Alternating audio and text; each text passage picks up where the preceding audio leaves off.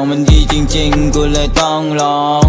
ก็ของมันดีจริงๆกูเลยต้องยอม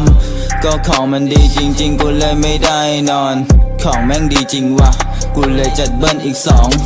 ดูตาที่ลอยดูมือที่โลตัวเริ่มจะเบา